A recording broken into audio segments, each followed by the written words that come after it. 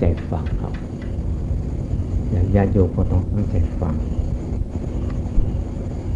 หลังจากทำวัดเตาเราก็ต้องมีการอบรมกันคือมีการแนะนำชี้ทางให้กันวันนี้ก็มาพูดกันเรื่องความเป็นคนและคุณค่าของคนเรานี่เกิดขึ้นมาแล้วเป็นคนแข้งขาหน้าตาเหมือนเขาเป็นคนแต่จิตใจนั้นอาจจะบ่เป็นคนก็ได้หรือเป็นคนก็ได้แต่ว่ามันมีลักษณะอยู่บ่เหมือนกันคนเราบางคนนั่นก็พูดง่ายบางคนก็พูดยากบางคนก็เข้าใจง่ายๆว่าบางคนก็บ่อยากเข้าใจเนี่ยลักษณะของคนเป็นบุคคลกันเขาจะเห็นได้ด้วยสายตาเขาง่ายๆบางคนสูงบางคนต่ำบางคนก็ดำบางคนก็ขาว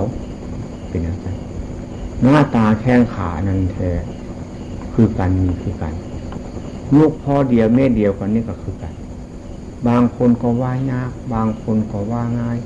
บางคนก็ดีบางคนก็เลวบางคนก็เป็นคนรวยบางคนก็เป็นคนจน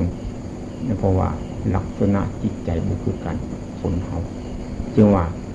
ให้รู้จักคนจริงๆแล้วก็ให้รู้จักคุณค่าของคนจริงๆคนเนี่ยเกิดมาเป็นคนเนี่ยมันต้องธรรมชาติเกิดกับคนมันก็ต้องเป็นลูกคนมันก็ต้องเป็นคนแต่จิตใจนั้นเลวทรามบ่รู้จักบุษคนด้วยนะจึงว่าคนเราเกิดขึ้นมาต้องรู้จักว่าความเป็นคนเมื่อรู้จักคนเป็นคนแล้วให้รู้จักหน้าที่ของคนรู้จักหน้าที่ของคนก็รู้จักเคารพรู้จักเคารพคนรู้จักบุญรู้จักคุณรู้จักบุญคุณของตัวเราก่อนตัวเราเป็นคนก็ต้องรู้จักบุญคุณของตัวเราก่อนเมื่อเราบ่รู้จักบุญคุณก็บ่รู้จักตัวเราเมื่อรู้จักตัวเราก็รู้จักบุญคุณของพ่อของแม่เมื่อรู้จักบุญคุณของพ่อของแม่เราก็ตอบบุญแทนคุณของพ่อของแม่ก็เมื่อรู้จักตอบบุญแทนคุณของพ่อของแม่แล้วมันก็รู้จักบุญคุณของประเทศชาติบ้านเมืองเมื่อคุณเจ้าฟ้ามหากษัตริย์แล้วแต่จีวาไปทั้งนั้นเราเกิดในเมืองไทยเป็นคนไทยเป็นชาติไทยสัญชาติไทยประเทศชาติบ้านเมืองเขาเป็นอย่างที่ก็รู้จักบุญคุณก็รู้จักตอบแทนนั่นที่ว่าเป็นคนบัดนี้เราเกิดมามีศาสนาพุทธบางคนก็มาบวชเป็นเณรเป็นพระบางคนก็เข้าวัดจำศีลรักษาศีลให้ทานกันมาให้รู้จักคุณค่าของพระพุทธเจ้าถ้าหากเราบ่รู้จักคุณค่าของพระพุทธเจ้าเราก็บ่ได้ตอบแทนคุณของพระพุทธเจ้าถ้าเราบ่รู้จักบุญคุณของเราก่อนมันก็บ่รู้จักบุญคุณของเราที่ก่อนคนมันบ่ใช่สวยใช่งามย้อนแข้งขาหน้าตามือเท่ามีหยังแต่แข้งขาหน้าตามือเท่านั้นงามก็มีบ่งามก็มีเพิ่นเอาจิตใจดีจิตใจงามบ่ได้เพิ่นว่ามีคนบางคนนั้นหน้าตาแข้งขางามสดสวยดีแต่จิตใจเลวทรามก็มีปัญญาว่าให้จักคนการเบิ่งคนเพื่อต้องดูคนให้เห็นคนให้รู้จักคนคนว่าซั่นจะว่าเฮามาบวชเป็นเณรเป็นพระหรือมาจำศีลมาปฏิบัติธรรมต้องรู้จักคนนี่ต้องรู้จักคนแล้วก็รู้จักหน้าที่ของคนรู้จักปฏิบัติตัวของตัวให้เป็นคนนั่นจะเลือกคัดจัดหาเอาได้ถ้าหากเลือกเอาบ่ได้จัดเอาบ่ได้ก็บ่ใช่คนบ่เป็นคนจิตใจยังเลือกเอาบ่ได้เท่านี้ยังบ่รู้จักดีบ่รู้จักชั่วดิคันรู้จักแต่ดีอันเดียวก็บ่แม่นรู้จักแต่ชั่วอันเดียวก็บ่แม่นเพิ่นน่ะให้รู้จักทั้งดีได้ทั้งชั่วพ่อแม่ครูบาอาจารย์เพิ่นว่าเฮาตื่นมาเฮาไปหั่นมานี่ให้เหลียวหน้าเหลียวหลังเหลียวซ้ายเหลียวขวา อันนี้มันเป็นคำพูดนี่เหลี่ยวหน้าเหลี่ยวหลังก็เหลี่ยวไปข้างหน้าเหลี่ยวบนข้างหลังเหลี่ยวซ้ายเหลี่ยวขวาก็เหลี่ยวเบื้องตัวเฮาเหลี่ยวเบื้องพักเบื้องพวกเฮาเพื่อนวานกันจังหวะเหลี่ยวซ้ายเหลี่ยวขวาเหลี่ยวหน้าเหลี่ยวหลังเหลี่ยวเบื้องหลังเขาทำดีมาแล้วหรือทำชั่วมาแล้วเขาจึงรู้จักว่าเราเหลี่ยวหลังเขาเกิดมาเนี่ยเขาเฮ็ดอย่างเดียวรู้จักเหลี่ยวไปข้างหน้าเนี่ยก็มีแต่มองไปข้างหน้าแต่อยากได้ดีบ่ได้เห็นความชั่วของเขาบ่ได้เห็นความผิดของเขาเขาก็เลยรู้จักบ่ได้แก้ปัญหาเลี้ยวซ้ายเลี้ยวขวาเลี้ยวเบื้องคนกำลังมีอยู่เป็นอยู่กำลังเราเฮ็ดเราทำอยู่มันทำผิดทำถูกทำดีทำชั่วเราจะได้รู้จักมันเลี้ยวซ้ายเลี้ยวขวาเลี้ยวเบื้องตัวเราเมื่อรู้จักแล้วก็เป็นคนเลือกทำแต่ที่มันดีที่มันบ่ดีเขาก็บ่ทำเป็นว่าคนอันนั้นแล้วก็รู้จักความเป็นคนรู้จักหน้าที่ของคนรู้จักปฏิบัติหน้าที่ของคนเมื่อรู้จักแล้วก็ตอบแทนตัวเรานี่ตอบแทนตัวเราได้บทเป็นผีบทเป็นเทวดาบทเป็นอย่างมาให้ได้เห่าเนี่ยของที่เราที่แบบนี้เมื่อรู้จักก็รู้จักบุญคุณของพ่อของแม่ของอ้ายของน้องของหมู่ของเพื่อนพ่อแม่นี่รักลูกคนไว้เหมือนกับลูกตาสมมุติเอาไปซื้อมีลูกผู้เดียวพ่อแม่2 คนมีตา4 ตาลูกผู้เดียวมีตา2 ตาเกิดขึ้นมาแล้วตาบอดลูกเจ้านี่กันถ้ามีตามาใส่2 ตานี่จิตได้เป็นเจ้าฟ้ามหากษัตริย์ที่ดีที่งามเนี่ยพ่อแม่มีควงตาให้ลูกเอาตาพ่อตาหนึ่งเอาตาแม่ตาหนึ่งซะมาใส่ตาลูก2 ตาพ่อแม่ก็ต้องมีตาเดียวกันเป็นอย่างเพราะหลักลูกอยากให้ลูกดีแต่ลูกนี่เกิดมาบางคนพ่อแม่สอนบ่ได้เป็นอย่างนั้นบ่ฟังนี่หาว่าพ่อแม่บ่รักบ่แพงตัวเองเนี่ยเข้าใจผิดได้อันนี้บ่ใช่คนได้บ่เป็นคนเถอะแต่คนอยู่แต่บ่ใช่คนบ่รู้จักเคารพนับถือพ่อแม่นี่เลี้ยงมาตั้งแต่ตัวเล็กๆจนเฒ่าจนแก่จนตายจากกันไปเอาเถอะแล้วตายแล้วพุ่นยังจะไปเฮ็ดบุญหาพ่อหาแม่อันเมื่อยังเป็นอยู่ในบุญรู้จักเคารพรู้จักนับถือนี่นะอันนี้บ่ใช่คนนี่แต่ว่าเกิดเป็นคนก็จริงบ่ใช่คนบ่รู้จักเคารพนับถือเด้นี่เพิ่นว่าอย่างนั้นจะรู้จักคนเมื่อรู้จักเคารพนับถือพ่อแม่ก็รู้จักเคารพนับถือครูบาอาจารย์ผู้แนะนำให้ผมรู้ผมเห็นผมสลาดทำอิฐนี่เราจิตสั่งซะก่อนที่บ่รู้จักบุญคุณของเพิ่นดังนั้นคนสมัยนี้จึงบ่ค่อยรู้จักบุญคุณรู้จักคุณค่าของผมเป็นคนรู้จักอยู่แต่หากว่ารู้แต่ว่าบ่ได้ปฏิบัติตามอันนี้เอามาเล่าสู่ฟังจังคนต้องรู้จักเคารพนับถือตัวเฮาพี่แหละบ่แม่นเคารพนับถือพ่อแม่ไม่อย่างหรอกเฮาทำหน้าที่ของเฮาเนี่ยนั่นเป็นการเคารพพ่อแม่เฮาซื่อๆนี่เด้เคารพเพื่อนฝูงเขาซื่อๆนี่แหละนี่คนอื่นไม่รู้จักหรอกผมเป็นคนรู้จักหน้าที่ของคนและรู้จักปฏิบัติหน้าที่ของตัวเองเป็นว่าเมื่อรู้จักอันนั้นก็คนรู้จักคัดเลือกเอาได้บัดนี้รู้จักบุญคุณของประเทศชาติบ้านเมืองประเทศเขาเนี่ยมันมีเจ้ามีนายอยู่ผู้เดียวบ่ได้แล้วก็มีป้ามีน้ำคณะหากเขาบ่รู้จักอันนั้นกับบ่ใช่คนอีกจริงแล้วรู้จักบุญคุณของประเทศชาติบ้านเมืองเราบ่รู้จักเดี๋ยวนี้สมัยนี้ผมว่ารู้จักน้อย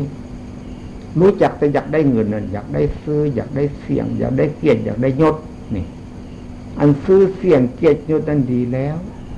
อันเงินทองนั้นได้ก็ดีแล้วแต่ถ้าหากบ่รู้จักไปแล้วก็ตัดไม้ในป่าเนี่ยเมิดแห้งเลยหมดน้ำก็บ่มีอึดน้ำก็มี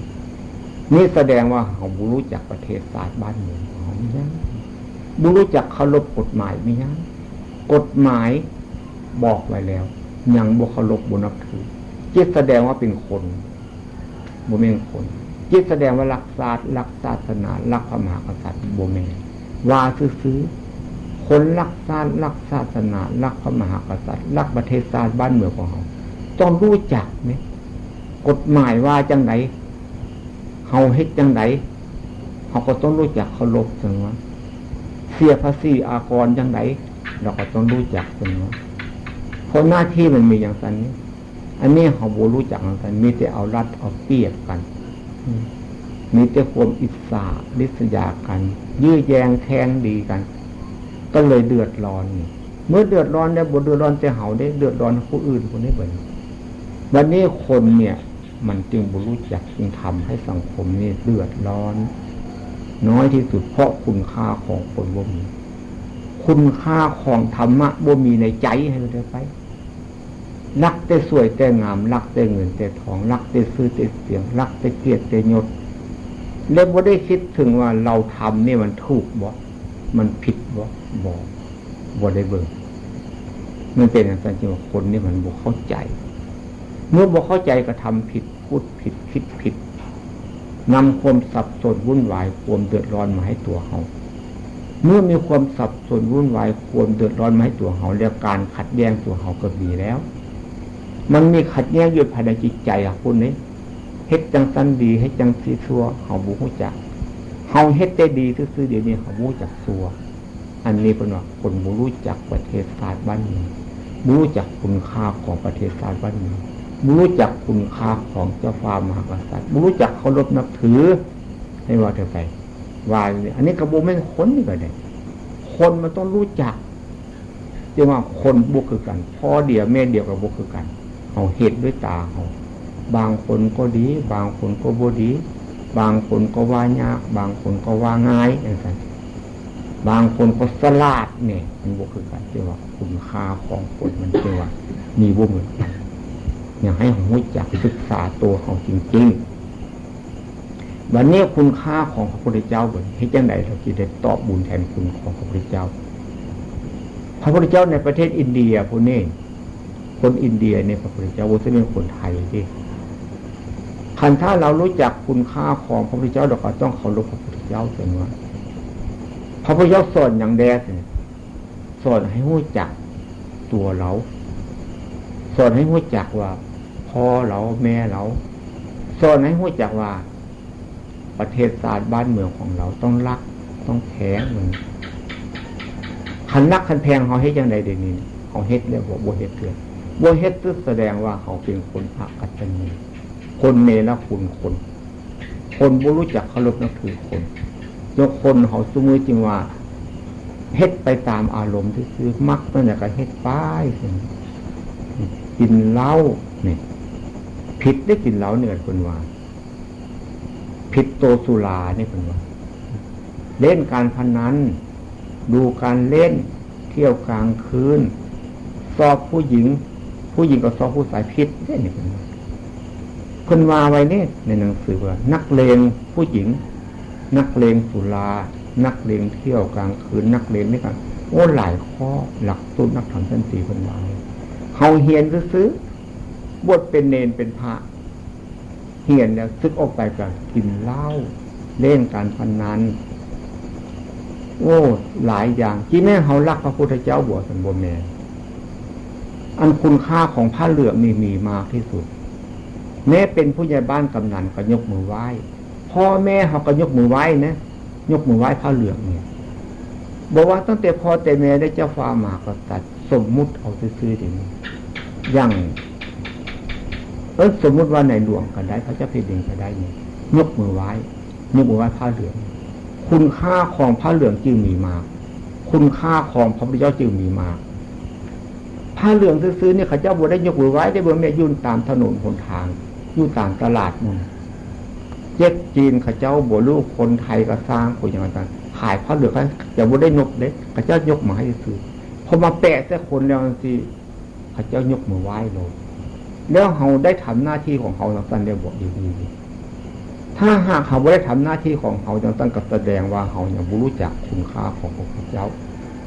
เราต้องศึกษาเล่าเรียนให้รู้จักคุณค่าของพระพุทธเจ้าจริงๆถ้าหากทุกคนรู้จักคุณค่าของพระพุทธเจ้าคุณค่าของพ่อของแม่คุณค่าของเจ้าฟ้ามหากษัตริย์แล้วเพิ่นว่ามีธรรมะของใจเพิ่นว่าถ้าหากเขามีธรรมะของใจแล้วสิอยู่ใส่ก็บ่เดือดร้อนบ่มีความทุกข์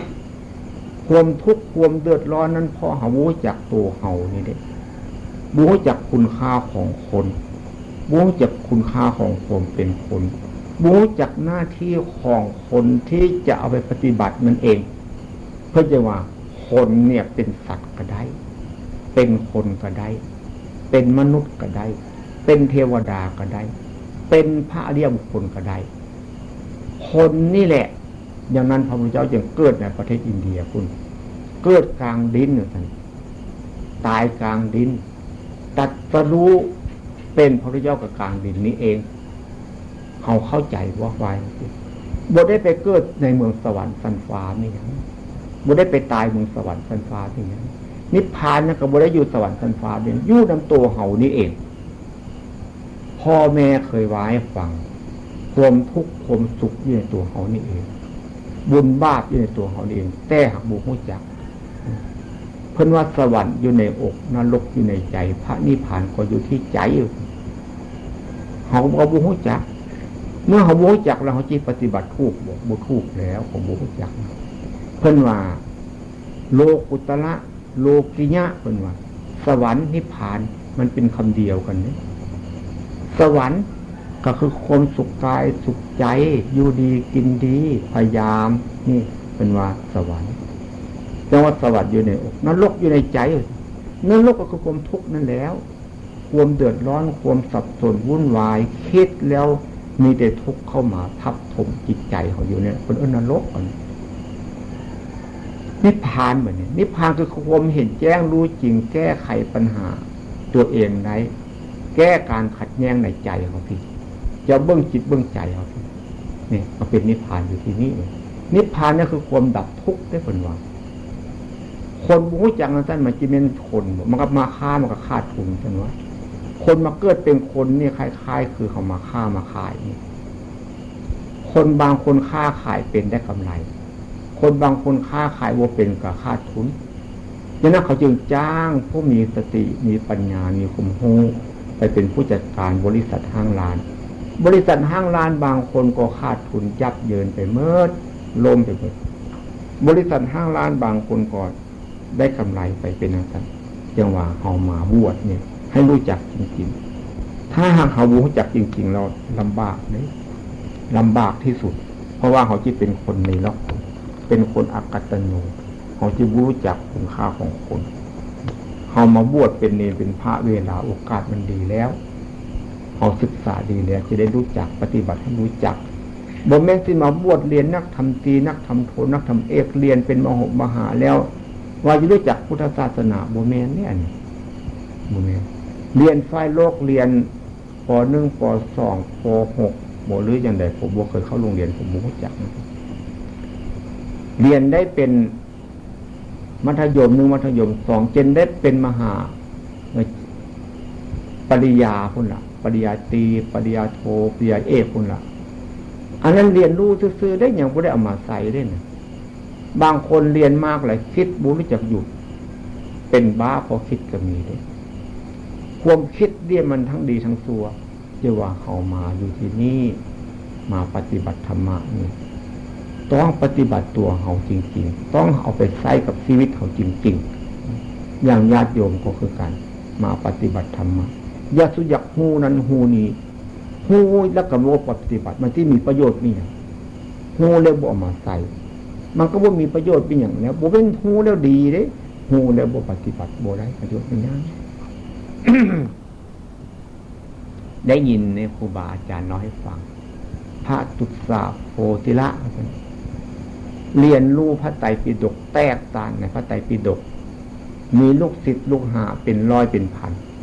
ปัจแสดงธรรมที่ได้คนยกย่องสรรเสริญเมิดถ้าหากพระตุสาโพธิละนี่ว่าผิดก็บ่กล้าขัดขานเพราะว่าญาณผมฮูของเขาเจ้าเนี่ยไปสอนลูกศิษย์ลูกหาได้เป็นพระอริยบุคคลเป็นพระโสดาก็มีเป็นพระสักกิทาคาพระอนาคาเป็นพระอรหันต์ก็มีแต่ตัวเองนั่นน่ะบ่ได้เป็นมีหยังมีแต่ฮู้เทศสอนซื่อไปเทศแต่คนได้ยินชื่อเสียงมากว่า เขาลบนับถือเมิดมาเป็นผู้รู้ผู้แตกสาร ว่ามีผู้ใดที่สามารถโต้เถียงได้ให้ว่าจะไปสมัยนั้นเพิ่นว่าให้ฟังบัดนี้ก็ได้ยินพระพุทธเจ้านี่ก็อยากไปหาพระพุทธเจ้าคิดว่าจะไปโต้เถียงพระพุทธเจ้านั่นเนี่ยจะไปแสดงอิทธิปฏิหารย์ผมรู้กับพระพุทธเจ้านั่นพอดีไปถึงพระพุทธเจ้าพระพุทธเจ้าออกมาหลับตามธรรมดาแล้วก็กราบตามปกติพระสงฆ์เขารู้จักกราบรู้จักไหว้เนี่ยกราบปั๊บอยู่ก็เลยพระพุทธเจ้าก็เลยถามมาแล้วหรือใบลานเปล่าใบลานบ่มีตัวหนังสือใบลานเปล่าก็เลยคิดได้ทำไมเรามากราบมาไหว้ทำไมใบลานเปล่าให้เรานอนก็เลยบ่ได้ถามพระพุทธเจ้าก็เลยว่ากันลมกันคุยกันสนทนาไปเรื่องอื่นเมื่อไม่ได้สนทนาเรื่องธรรมะเลยเพราะว่าเลยว่ามีปัญญาที่ถามพระพุทธเจ้าเลยคิดไปแต่เรื่องอื่นที่ถามอย่างนี้ก็เลยคิดโบยวันนี้ถึงตอนเย็นมาก็เลยจิตกลับวัดตื่นก็กราบพระพุทธเจ้าตื่นกราบจิตกลับบ้านจะกลับแล้วหรือกำพีเปล่าด้วยเมื่อไปทำอิทธนาวาใบลานเปล่าบัจิกลับขึ้นมาเจอกำพีเปล่าอีกตื่นว่ามีตัวหนังสือว่ามีคุณค่ามีอย่างเรียนพระไตรปิฎกจนแตกต่างก็มีคุณค่ามีอย่างนี่เป็นว่าจึงว่าคุณค่าของคนเนี่ยบ่ได้อยู่กับผมเลยอยู่กับการกระทำคุณก็เลยกลับขึ้นมาก็มาถามลูกศิษย์ลูกหาอยากเรียนกรรมฐานอยากปฏิบัติกรรมฐานถามไปเมื่อผู้เป็นพระอรหันต์ก็มีบ่สามารถที่จะสอนเมื่อไปพบออกกับเนรน้อยว่าไม่ไปพบลูกศิษย์ของท่านนั่นเองถามไปเนรสอนกรรมฐานอาจารย์เลยบอกสอนได้ครับถ้าอาจารย์จิตเสื้อฝังคนผมลดมานะลดทิฏฐิคันถ้าอาจารย์ลดมานะลดทิฏฐิผมสอนได้อาจารย์จีลดมานะลดทิฏฐิทั้งหมดแต่ว่าเนรที่สอนให้อาจารย์ได้เถอะสอนได้เถอะแต่ผมว่าอันใดให้อาจารย์เชื่อฟังต้องปฏิบัติตามคำของผมได้ครับเนรน้อยก็สอนให้แต่บ่ได้สอนในขณะนั้นก็จีเป็นมือหน้ามือหลังบางทีอย่างที่สอนให้กับบุคคลจักอะไรแต่เพียงครูบาอาจารย์คนเราให้ฟังพระตุสาโพธิธิละนี่เขาพระโพธิละใบลานเป้าว่าท่านเป็นว่าโพธิละใบลานเป้าซื้อจริงใช่นะพระตุโสโพธิธิละพระตุโสบหรือว่าเนี่ยคือว่าอย่างนี้โพธิธิละวันนี้ก็เลยไปหาเนรมือน้ามาเนรก็บอกให้คุมเสื้อคุมผ้าใส่สังฆาจีวรให้ครบสุดนั่นแหละไปหาเนรก็เลยบอกว่าเอาอาจารย์ลงไปบวกน้ำนี่ถึงคล้ายๆคือว่าที่ของเขานี่นะติดอยู่ในน้ำมันลงไปที่เป็นตุ่มเป็นเลนลงไปที่ได้ยามหนาวเด็กกระบุ้งจักลงไปก็ลงไปก็เปียกแล้วจิโจนพาขึ้นเหมือนบ่ต้องโจนครับว่าจังก็บ่โจนแล้วเพราะว่าได้บอกกับเนรว่าจิลดมานะลดทิฏฐิเนรบอกได้ก็จิปฏิบัติตามคำนี้ก็ลงไปผ้ามกับเปียกแล้วก็พอแล้วบ่เนรยังบ่พอลงไปเตื้อเหมือนกันลงไป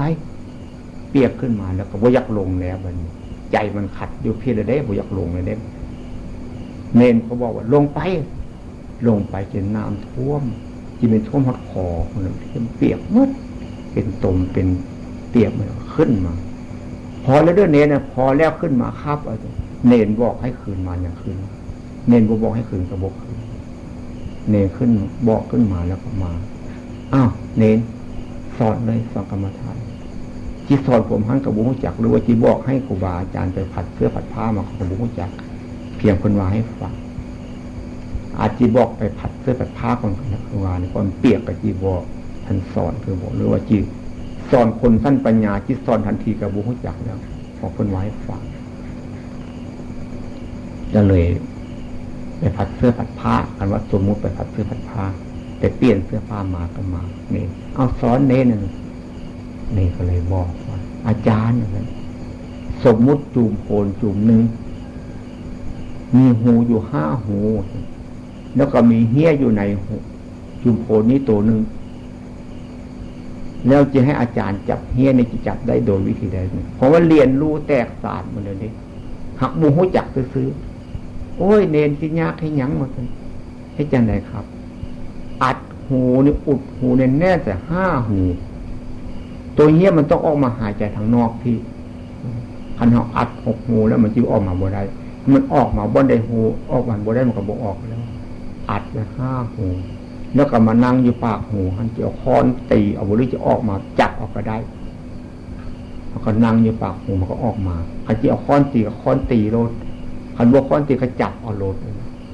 อันนี้ก็คือกันนะครับเราต้องไปว่ามาเรื่องอายตนะ12ตาหูจมูกลิ้นกายรักษาใจทีเดียวใจมันคิดใจมันเป็นผู้คิดใจมันเป็นผู้รู้โอ้อย่างนั้นตีเนี่ยว่าตอนนั้นหนึ่งได้สำเร็จเป็นพระอริยบุคคลเลยเพราะอาจารย์แตกศาสตร์ในปัญญานี่เป็นว่าการฟังต้องฟังให้เป็นแล้วก็นำไปปฏิบัติบ่แม่นฟังแล้วเล่นเอาทิ้งไว้ซื่อๆในบ่แม่นนั่นตั้งใจว่าเขาต้องเลิกละจากความทำชั่วทุกประเภทเมื่อเขายังบ่เลิกละจากการทำชั่วทุกประเภทแล้วใครๆคือเอาขี้เป็ดไปล้างขี้ไก่นี่แล้วเอาขี้เป็ดไปล้างขี้ไก่มันจะดีบ่มันก็เหม็นเพิ่มเหม็นอยู่เสมอว่าทำดีแล้วทำชั่วทำชั่วแล้วทำดีทำดีทำชั่วอยู่มันบ่ดีทำแต่ดีอันเดียวซื่อๆนี่เอาแต่น้ำแต่ล้างของชั่วเอาซื่อๆมันก็สะอาดขึ้นมาจิตใจเขาก็คือกันเดี๋ยวนี้มันใจมันคิดไป100 อันพันอย่างเขาบ่เคยเห็นจิตเห็นใจเขาจักแต่เขาอยากดีแต่เขารู้จักว่าดีนั่นคือหยังเขาบ่รู้จักมันเป็นอย่างนั้นดังนั้นการทำวัดสวดมนต์ตอนเช้าตอนเย็นก็คือกันเข้ามาพยายามอบรมกันทำความเข้าใจกันในคืนนี้ได้ที่มาให้ข้อคิดเป็นเครื่องเตือนจิตสกิดใจตอนเช้ามื้อนี้ก็เห็นว่าสมควรแล้วเพราะว่าทุกคนต้องทำดีอย่าไปทำชั่วรู้จักเคารพนับถือพ่อแม่รู้จักเคารพนับถือครูบาอาจารย์รู้จักเคารพนับถือประเทศชาติบ้านเมืองรู้จักเคารพนับถือคุณค่าของพระพุทธเจ้า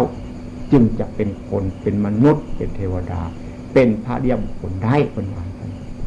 เอาแหละที่ผมได้ให้ข้อคิดเป็นเครื่องเตือนจิตสกิดใจมาในวันนี้ก็เห็นสมควรแก่เวลาแล้วท้ายที่สุดนี้พวกเราทุกคนมานั่งอยู่ที่นี่ขออ้างอิงเอาคุณของพระพุทธเจ้าและขออ้างอิงเอาคุณของพระธรรมและขออ้างอิงเอาคุณของพระสงฆ์มาเป็นเครื่องเตือนจิตสกิดใจของพวกเราให้พวกเราได้ประพฤติดีปฏิบัติชอบตามพระธรรมวินัยให้คุณค่าของธรรมะเนี่ยครองใจของเราอยู่กำจัดทุกข์นี้ออกไปให้หมดอย่าให้ทุกข์เกิดขึ้นภายในจิตใจรูปร่างหน้าตาแข้งขามือเท้านี่บ่สวยบ่งามกะตามสร้างให้จิตใจมันสวยมันงามให้จิตใจมันดีให้ได้ไปคนนี่แข้งขาหน้าตามือเท้าสวยงามจิตใจเน่าเหม็นเปียกเสียจะเป็นวันยิงลายไปก็ของอุจจาระตรงนี้เป็นความชั่วของคนขอให้ทุกคนจะประสบพบเห็นเอาจิตใจสะอาดจิตใจสว่างจิตใจสงบจิตใจบริสุทธิ์จิตใจผ่องใสจิตใจว่องไวสามารถมองเห็นทุกสิ่งทุกอย่างเอาในชีวิตนี้จงทุกคน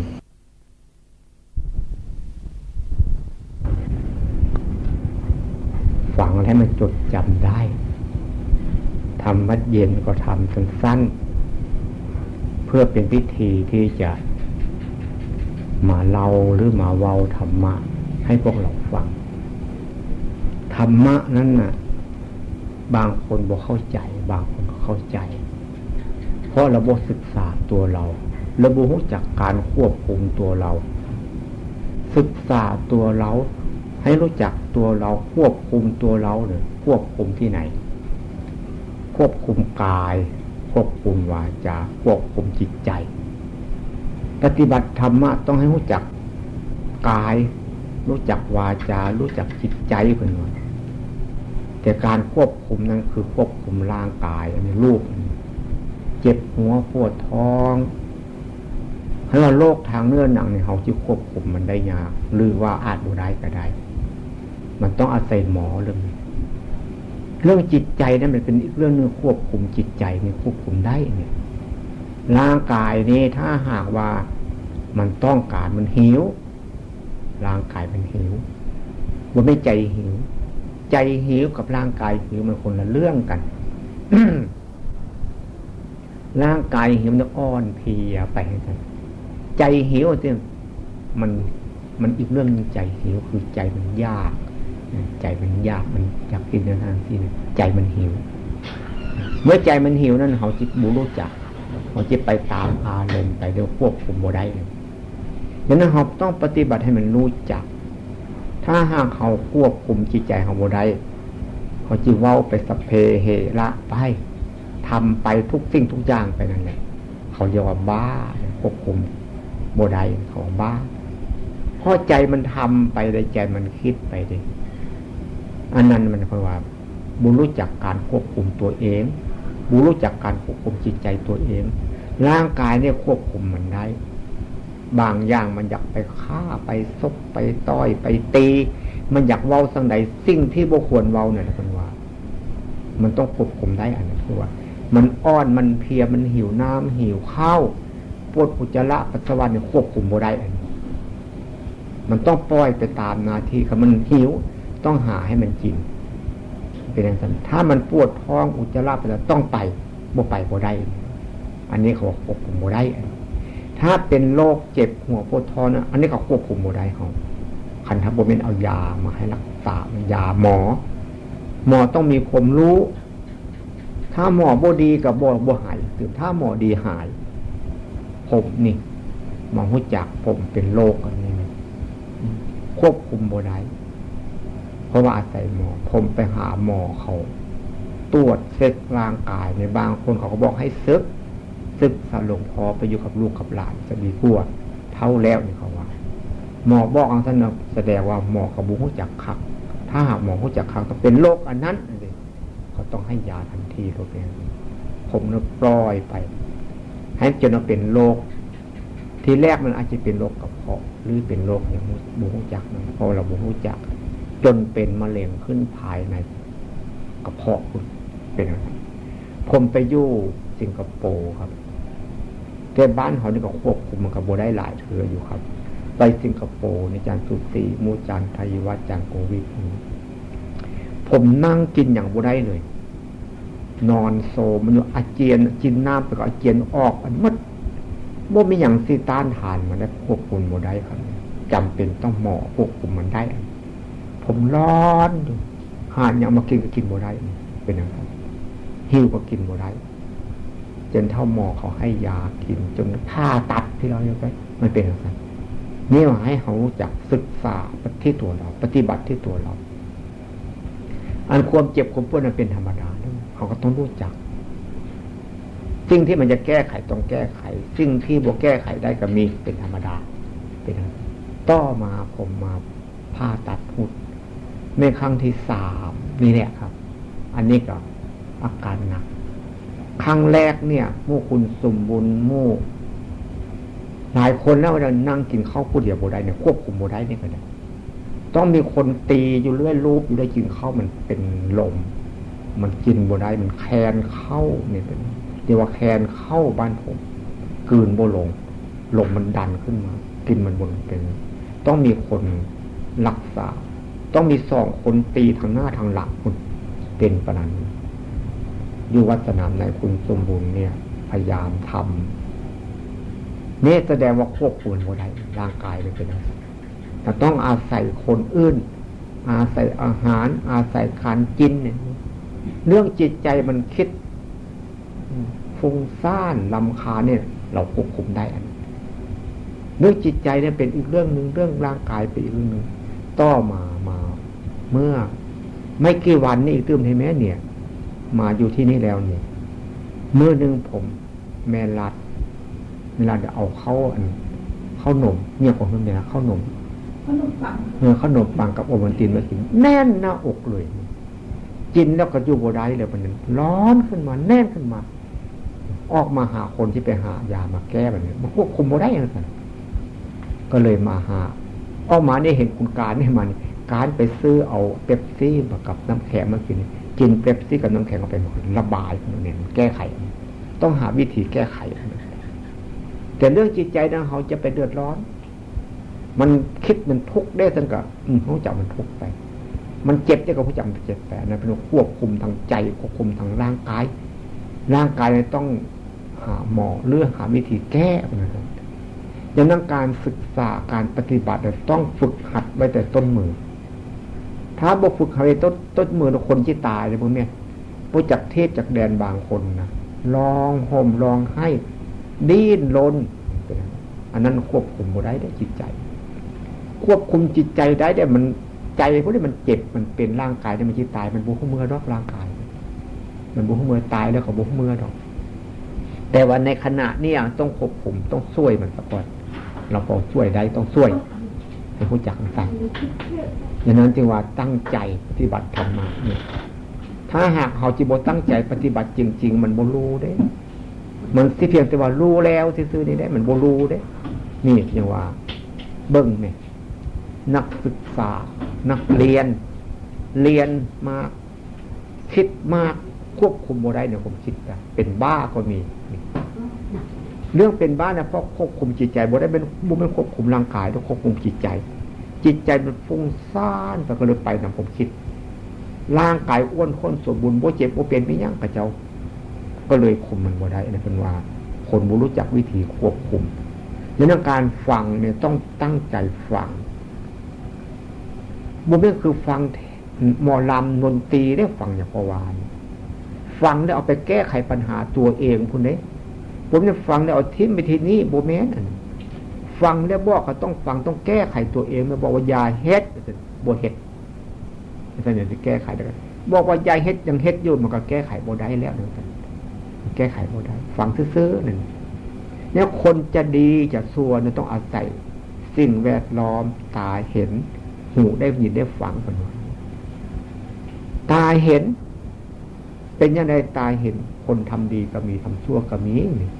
หูฟังบนเนี่ยคนพูดดีก็มีพูดชั่วก็มีอย่างนั้นแต่ว่าให้เราศึกษาลงไปที่ใจ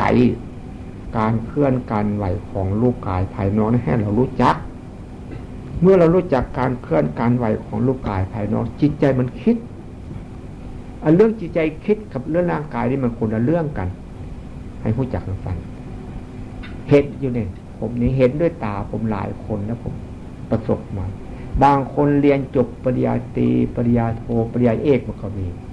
ควบคุมบ่ได้เป็นหม้อแท้ๆก็ควบคุมบ่ได้ก็มีนะบางคนคิดสับสนวุ่นวายแล้วคิดแล้วก็เลยเอาเลยบนเนี่ยเกิดมีการขัดแย้งในตัวเขาเท็จดีบ่ดีเฮ็ดบ่ดีบ่ดีบ่เนี่ยมันเป็นอาการอยู่บนเสาเนี่ยแต่ว่าเราบ่มีกำลังใจหรือว่าบ่รู้จักจิตใจตัวเองให้มันเถอะไปเป็นอาการจังว่ามาที่นี่ที่เรามาฝึกหัดกันพระคือกันโยมคือกันต้องปฏิบัติแบบเดียวกันนั้นปฏิบัติให้รู้ใจของคุณเนี่ยใจมันคิดให้รู้จักใจมันขี้เกียจขี้คร้านให้รู้จักใจมันขยันขันแข็งให้รู้จักใจมันอยู่ซื่อๆให้มันรู้จักใจมันคิดโกรธคิดโลภคิดหลงให้รู้จักคุณเนี่ยคุณรู้จักแล้วเจตนาเอามาใส่กับเขานี่มันใจคิดโกรธเขาก็บ่โกรธเขาก็เห็นมันเนี่ยเขาก็อยู่ซื่อๆว่าซื่อๆว่าหน้าที่ของเขาอย่างว่าพ่อแม่ให้รู้จักหน้าที่ของพ่อแม่ลูกให้รู้จักหน้าที่ของลูกครูให้รู้จักหน้าที่ของครูผู้สอนนักเรียนไปเรียนหนังสือก็รู้จักหน้าที่ของตัวเองนักศึกษาก็รู้จักหน้าที่ของตัวเองนักศึกษาเนี่ยผมถามเรียนป .1 ถึงป .6 เรียนมัธยม6ขึ้นไปยังเป็นนักเรียนอยู่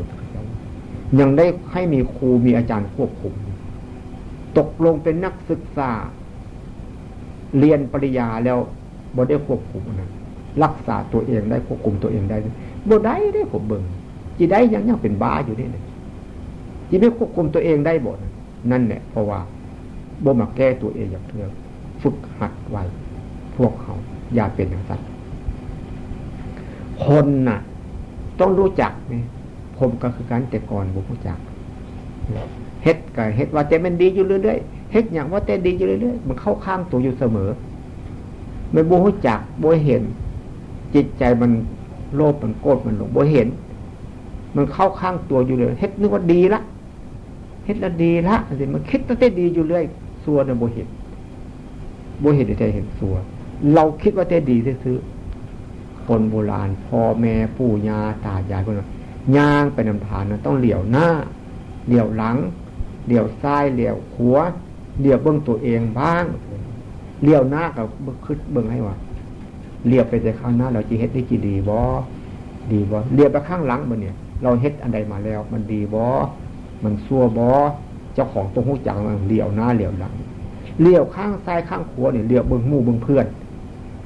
เฮ็ดจังไดเขาดีหรือเขาบ่ดีเขาเฮ็ดได้เพิ่นว่าเหลียวเบิ่งตัวเองบัดเนี่ยกำลังนึกกำลังคิดอยู่นี่เพิ่นว่าจังซั่นว่าให้ควบคุมตัวให้ได้ควบคุมรูปอันนี้ถ้าหากว่ามันดิ้นโลนเกินไปควบคุมมันได้ใจมันคิดขึ้นมาบัดเนี่ยควบคุมมันได้เพิ่นก็ว่าดีแล้ว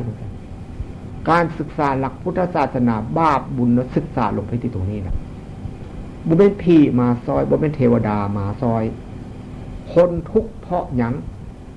ทุกข์เพราะบ่รู้จักกินบ่รู้จักใส่บ่รู้จักหาบ่รู้จักเก็บเป็นว่าคนดีเพราะหยังมีเงินมีทองเพราะรู้จักหารู้จักใส่รู้จักเก็บเป็นว่ารู้จักแท้ๆบ่เป็นใจว่ารู้จักแล้วว่าซื่อๆได้ผมเนี่ยเคยติดบุหรี่สูบบุหรี่มาสูบมาตั้งแต่น้อยพุ่นนี้พ่อแม่ฝึกหัดอันนี้พ่อแม่ถือว่าบ่รู้จักฮักลูกโดยใส่บ่เป็นเอาบุหรี่ให้ลูกไปใต้ไปจุดไฟให้พ่อได้ไปต้องไปต้องสูบอันนี้แสดงว่าใส่ลูกบ่เข้าเรื่องใส่ลูกบ่เป็นอย่างนั้นก็เลยสูบยาเป็นสูบแล้วบ่ออกเป็นได้ไปจนเท้าไปปฏิบัติธรรมะทีแล้วผมอายุ46ปีบ่ฮอด46ปีนี้ผมเพราะผมเกิดเดือน10ปีกุลเดือน10ผมไปปฏิบัติธรรมะผมรู้จักเดือน8ว่าเดือน9เดือน10เพราะเดือน10ก็อย่างจริงฮอด46ปีแต่ผมอยู่ปฏิบัติตัวของผมอยู่จนฮอดเดือน11เพ็ญอย่างได้ออกพรรษาผมไปปฏิบัติธรรมะพรรษาผมรู้จักธรรมะตั้งแต่เดือน8ปีครับรู้จักแล้วผมเลิกได้ความชั่วทุกประเภทผมเลิกได้ครับสูบบุหรี่ผมเลิกได้ไปดูการเล่นการพนันฟังดนตรีฟังขับลำพำเพลงผมเลิกได้หมดไหว้ผีไหว้เทวดาผมเลิกได้หมดทุกสิ่งทุกอย่างผมเห็นผมรู้ผมเข้าใจอย่างที่ว่าเอามาพูดเอามาสอนเอามาแนะนำมาตักเตือนกันจะมาฝึกหัดให้มันรู้ดีๆจะให้ผีมาควบคุมเขามันที่มาควบคุมยังไงของผีมันก็บ่มีเด้จะให้เทวดามาควบคุมเขาของเทวดาสิได้มันบ่มีพี่คือคนทำซัวพูดซัวหน้าลื้อหน้าด้านนั่นแหละเคยได้ยินว่าบักผีก็เป็นว่ายากเนาะเคยได้ยินว่าคือนี่เคยได้ยินบ่ได้ยินว่าเนี่ยเคยได้ยินว่าบัดเนนได้บัดเนี่ยพระเด่นเนี่ยพระองค์นี้เนนองค์นี้เกิดมาว่ายังคือผีนั่นเนี่ยมันต้องคือซื่อๆนี่เด้บ่เห็นจิตเห็นใจบ่ได้บ่เป็นร่างกายเป็นได้เป็นผีใจบ่ได้เป็นผีอย่างนี่เป็นอย่างนั้นเนี่ยเกิดเว้ายากบักผีบัดเนี้ยเนี่ยอีผีบัดเนี้ยเนี่ยพระผีเด่นผีซะเนี่ยมันเว้ายากเป็นว่าคนเว้ายากเนี่ยของเราเอิ้นผีโหงผีหาผีหยังสารพัดมันเป็นอย่างนั้นเทวดาบัดเนี่ยคนเว้าดีเว้าง่ายสอนง่ายเว้าง่ายคือเทวดาเนาะแน่เขาว่าครับเทวดาก็บ่มีตนบ่มีตัวอย่างโตคนเว้าง่ายพุ่นเว้าง่ายเข้าใจง่ายพุ่นเพิ่นจะว่าหิริขมละอายแก่ใจละอายใจพุ่นนี้เห็นใจพุ่นนี้โอตปะความเกรงกลัวต่อบาปคือมันมืดมันบ่ฮู้จักจิตผู้ฮู้จักใจเพิ่นจะว่าสอนให้เบิ่งจิตเบิ่งใจนี่อันเทวดาก็คือคนทำดีพูดดีคิดดีเมืองสวรรค์บัดเนี่ยก็คือยุ่นดีกินดีอารมณ์ดีบ่ทุกข์บ่ยากบ่เดือดร้อนปานใดเพิ่นเอิ้นเมืองสวรรค์นะเพิ่นนิพพานบัดเนี่ยเพิ่นว่านิพพานคือความบ่สับสนบ่วุ่นวายบ่เดือดร้อนเพิ่นว่าอย่างนั้นเอิ้นนิพพานคือมันบ่มารบกวนเฮาเห็นรู้เท่ารู้ทันรู้ถึงเหตุการณ์ของมันเพิ่นเอิ้นนิพพานเพิ่นเอิ้นโลกิยธรรมโลกุตตรธรรมโลกิยธรรมนั่นคือว่าคิดอยู่กับโลกบ่วางโลกใด เขาเอิ้นโลกิยธรรมมันผู้ห่างไกลผู้ยังยุกไกลจากนิพพานแล้วที่ไปนิพพานน่ะสมมุติเอาคือว่าเขาอยู่บ้านเขาเนี่ยเขาที่ไปกรุงเทพสมมุติกรุงเทพน่ะเป็นนิพพานบ้านเขานี่เป็นโลกิยธรรมเขาเนี่ยว่าที่ไปกรุงเทพเนี่ยไปฮอดขอนแก่นไปฮอดไปลงรถลงอย่างเล็กด้วยน่ะตบตเนี่ยไปบ่ฮอดรถตายเครื่องทางนั้นเอิ้นโลกิยะนั่นโลกิยะบัดนี้ผู้นึงตั้งใจไปเนี่ยไปฮอดกรุงเทพฯประเทศไปเบิ้งสนามหลวงไปเบิ้งทุกออกทุกซอยทุกมุมโอ้ลักษณะของคนกรุงเทพการทำมาหากินเป็นอย่างนี้เนาะฮู้จัก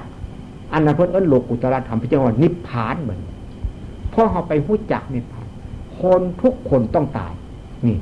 พอว่าให้ฟังยกเว้นบ่ได้นี่เพิ่นเอิ้นสัจธรรมอันนี้ตายแท้ๆนี่นะผู้น้อยก็ตายผู้ใหญ่ก็ตายเจ้าหัวไอ้โจรตายหมดทุกคนทุกชาติทุกภาษาทุกเพศทุกวัยที่อย่างพอวานคนไทยก็ตายเป็นคนจีนก็ตายเป็นคนฝรั่งเศสคนอังกฤษ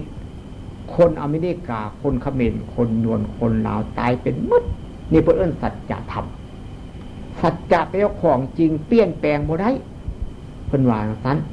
แต่เฮาสิไปรู้จักสัจจะอย่างที่บ่ได้ไปบ่ไปผิดสัจบ่ได้ทำบ่ทำผิดอันนั้นจริงอยู่เขาว่าโลกิยธรรมอันเนี้ยคำว่าสัจจะเนี่ยหมายถึงความตายนี่แหละเขาจิตศึกษาให้รู้จักความตายนี่แหละจิตตายด้วยความทุกข์หรือจิตตายด้วยความบ่มีทุกข์คันตายด้วยความทุกข์เพิ่นโลกิยธรรมตายด้วยความบ่มีทุกข์เพิ่นโลกุตระธรรมตายด้วยความทุกข์นะเพิ่นว่าตายโดยบ่มีสติโดยบ่รู้สึกตัวตายด้วยบ่มีทุกข์นั่นเพิ่นว่าตายโดยมีสติตายโดยรู้สึกตัวเพิ่นว่าจังซั่นสิว่าให้ศึกษาให้ปฏิบัติเพิ่นว่ามีเงิน100 ล้านก็ตายบ่มีเงินก็ตายบัดนี้เรียนหนังสือจบปริญญาเอกก็ตายบ่ได้เรียนหนังสือก็ตายบวชก็ตายเรียนหนังสือทางธรรมะจบประโยค9ก็ตายบ่ได้เรียนหนังสือก็ตายจะว่าความตายจะว่าแน่นอนที่สุดเขาจิตสร้างความดีหรือจิตสร้างความชั่วบัดนี้มันมี2อย่างเท่านั้นเด้จิตสร้างความชั่วหรือก็เฮ็ดชั่วลงไปแล้วเฮ็ดสมชั่วไผจิเฮ็ดให้เฮาสร้างความดีลงไปก็เลิกความชั่วแล้วบัดนี้เลิกความชั่วแล้วความชั่วก็หนีหมดซื่อๆนี่ก็คืออย่างผมว่านี่เนี่ยยังพอว่าอย่าพอเลิกสูบยาก็แล้วซื่อๆนี่นะมันบ่มารบกวนมีหยังความชั่วอันนึงเลิกไปเล่นเบี้ยเล่นไพ่เบิ้งข้าเจ้าเล่นเบี้ยเล่นไพ่เบิ้งมโหรสพคบงานดูหนังนี่ก็แล้วซื่อๆนี่นะมันบ่เฮ็ดหยังให้เฮาว่าเฮาโหมันเด้อันใจมันคิดอยากไปนั่นเด้อยากให้ดูจิตดูใจใจมันอยากไปหักห้ามมันได้นี่เพิ่นว่าใจมันอยากเฮ็ดหักห้ามมันได้นี่เพิ่นว่าดูจิตดูใจบ่เป็นที่ดูซื่อๆนี่เด้อันนี้เจ้าของดูซื่อๆมันอยากไปกับป้านไปว่าฮู้จักใจตัวบ่แม่นได้ควบคุมบ่ได้เด้นี่ควบคุมกายบ่ได้ควบคุมจิตใจบ่ได้ดังนั้นจึงว่าให้เข้าใจตั้งอกตั้งใจประพฤติปฏิบัติถ้าบ่ตั้งอกตั้งใจประพฤติปฏิบัติแล้วบ่ได้เด้นี่แหละสัจจะแท้ๆพระพุทธเจ้าทุกพระองค์และพระสาวกทุกพระองค์ต้องรู้จักวิธีตายแล้วเฮานี่ทุกคนรู้จักหมดถ้าฝึกหัดมันเพราะนี้บ่พ้นคนตายอย่าพอเข้าใจอย่างนั้นอย่าพออายุ46 ปีกำลังย่างไปย่างมาตอนเศร้าให้มันตายซะก่อนแม่อย่ารู้จักแม่ความตายนี่มันบ่แม่นตายเด้มันหมดซื่อๆนี่เด้หมดเนื้อหมดหนังหมดเลือดหมดยางหมดทุกอย่างที่ว่าคือตายสมมุติเอาให้ฟังนี่มีพาของบาดแขนของบาดนี่ตัดพกลงเสียเลือดมันจะมารวมตัวออกจากบาดนี้บาดนี้พอดีของหูจักตัดปุ๊บลงไปมียาที่เจอใส่หมดเลือดมันจะบ่มาปากบาดมันจะกลับคืนไปทางพุ่นทางพี่มีกลับคืนเนื้อของทางพี่เลือดมันกลับคืนทางพี่นี่ปากบาดมันจะบ่มาออกนี่มันจะเป็นอย่างนั้นเนี่ยของที่ตายเนี่ยอย่าพ่อเคยว่าให้ฟังเอามือไปแตะก้นผู้น้อยมันขาวพอดีเขาเอามือมันออกเอามือเขาออกแล้วมันแดงก้นผู้น้อยมันแดงแข้งขามันแดงเอามือกดเข้าเป็นขาวมันที่เป็นอย่างนั้นที่เป็นนั้นมันทุกคนนี่นะที่ประสบอันนี้ทุกคนนี่นะบ่ยกเว้นทั้งหมดเบอเดียวหู้ก็ตายบ่หู้ก็ตายหู้ก็เป็นบ่หู้ก็เป็น จะมาศึกษาให้รู้จักอันนี้แหละเป็นสิ่งสำคัญที่สุดถ้าหารู้จักจุดนี้แล้วโอ้ยกับโบใส่คนแล้วนั่นโบแม่งคนนั่นคนอยู่หน้าตาแข้งขามือเท่าคนอยู่เพราะเกิดนำคนนี่เป็นลูกคนเนี่ยคันถ้าหากคนก็ต้องเลือกคัดจัดหาได้ว่าเลือกเอาอันใดเหมาะสมก็เอาอันใดบ่เหมาะสมก็บ่เอาเป็นว่าจังซั่นจังว่าให้ตั้งใจเวลามันน้อย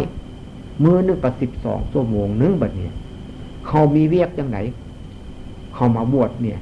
เขามีเวียกจังได๋มาปฏิบัติธรรมะเนี่ยต้องปฏิบัติการงานสิ่งที่มันมีไปเฮ็ดเนี่ยรู้จักกันอันนี้บ่เฮ็ดหยังปฏิบัติก็บ่เอาการงานเขาเอาก็เสียหลักแล้วเนี่ยเขาบ่รู้จักบุญคุณของเขาที่มาเกิดเป็นคนนี่แล้วนี่มาเกิดเป็นคนนี่ยากเด้บ่ยากแท้ๆเขาเบิ่งแม่คนมาเกิดเป็นคนบางคนเขาท้องแม่มาแล้วตั้งท้องขึ้นมาแทงเอามือเป็นบ่ทันได้เกิดเป็นคนซำเนี่ยผู้หันตายแล้วบางคนเกิดออกมาได้เดือนนึงตายไปก็มีเนี่ยบางคนเกิดมาเป็นนุ่มเป็นสาวตายก็มีเนี่ยบ่ทันได้เข้าวัดฟังธรรมบ่ทันรู้จักมีหยังอันนี้แหละเพิ่นว่าเหลียวหน้าเหลียวหลังบางคนเป็นพ่อบ้านเมืองตายก็มีบ่รู้จักผิดถูกมีหยังเนี่ยเพิ่นว่าย่างไปเหลียวหน้าเหลียวหลังเหลียวซ้ายเหลียวขวาเฮามีชีวิตอยู่เนี่ยหิดเฮ็ดหิดทำมาทำวัดเช้าวัดเย็นทำกันน้อยๆอบรมกันให้มันดีให้ตื่นดึกลุกเช้าไหว้พระสวดมนต์พ่อแม่สอนอันนี้เฮาคานเฮ็ดมันก็บ่เป็นนิสัยทางที่ดีแล้วมันขี้คร้านก็บ่อยากเฮ็ดแล้วบัดนี้เพิ่นว่าอันนี้อย่าพอไปเทศที่สยามภูมิหมอพระเทศให้ฟังแล้วเทศเขาเจ้าซอยคนขี้คร้านมันบ่ฮอนดีอยู่ท่านเป็นคนอับปีทุกข์จนหนหายท่านคร้านเฮ็ดให้เฮ็ดนาเป็นคนอึดคนยากเป็นคนทุกข์คนยากเที่ยวหาขอทานเที่ยวหาขอเข้าสุขเข้าสารเป็นไปไส้วัดวาอารามเรียบังต้าเป็นห้าเป็นหามยามเมื่อแหลงคนนั่งคอยจุกภาพเพิ่นอิ่มแล้วเนี่ยยกผ้าเข้าออกมาเนี่ยฟาวฟู่ฟาวฟังยัดแต่บ่ได้หลายคือคนที่ตายนี่แหละเนี่ยคุณพ่อแต่เขาจะเอาพระมันมาไว้ให้พ่อฟังอย่าพ่อพยายามจำเอาได้เนี่ยคานบ่ดีเลยคนเนี่ยเขาเจ้ามีกินมีใช้เขาเจ้าบ่คานเนี่ยดึงเนี่ยปลูกต้นไม้ต้นตอกผลมันออกมาได้กินยู่ใส่ปัดขวดโบกหกเกี้ยงแปนแล้วก็หาเงินหาทองให้อย่างกระโบจนแล้วกูหันรู้จักเก็บรู้จักหารู้จักใส่เนี่ยแบบบัดนี้คนบุรู้จักหาบุรู้จักเก็บบุรู้จักใส่บุมีเงินรู้จักแต่หาซื้อขันบุรู้จักเก็บกับบุได้อีกตื่นมีคนมาว่าให้อย่าพอฟังมาเหตุอย่างสันจีดีนะลูกหลานนี่แหละอย่าพอวัดดีได้เห็นโอ้ยดีดอกหักบุดีเลยเพราะโบเก็บแต่แจไปเฮ็ดรถให้อย่างนี้ทิมทุกครั้งว่าอ้าวคนบ่รู้จักเก็บมันก็จะได้บ่นั่นน่ะมันก็บ่ดีแล้วต้องรู้จักเก็บรู้จักหารู้จักใช้พวกเฮาให้รู้จักเล็กๆน้อยๆมาอยู่นี่คือกันต้องทำวัดเสาวัดเด่นยาคารฝึกหัดตัวเฮาจิเป็นคนดีความดีของเฮาในประโยชน์ใส่เฮาสิบ่มีการขัดแย้งกับหมู่กับเพื่อนมันขัดแย้งตัวเฮาไปได้ขี้คานไปทำวัดขี้คานไปให้มันบ่เฮ็ดโอ้ขัดแย้งใจพวกนี้มันขัดแย้งบ่เป็นรูปเฮานี่เด้ใจพวกนี้มันเป็นบัดนี้เฮาไปอยู่ใส่กับผู้หั่นสิเฮ็ดบ่ดีผู้นี้สิเฮ็ดบ่ดีมันสิขัดแย้งต่อหมู่ผู้นี้เฮาสิเฮ็ดดีบ่ได้เฮาสิเสียสละบ่ได้เด้เพิ่นยังว่าเสียสละให้หมู่ซะเฮามาเฮ็ดได้ดีซื่อๆเนี่ยคนนั้นมันอยากดีมันก็ดีเองคันมันบ่อยากดีก็สร้างมันแล้วเป็นอย่างนั้นเนี่ยเพิ่นยังว่าฝึกหัดการทำวัดสวดมนต์เป็นหน้าที่มาอยู่ที่นี่ทุกคนเนี่ยเพราะว่าเป็นหน้าที่ทุกคนต้องทำมันหน้าที่ทุกคนเนี่ย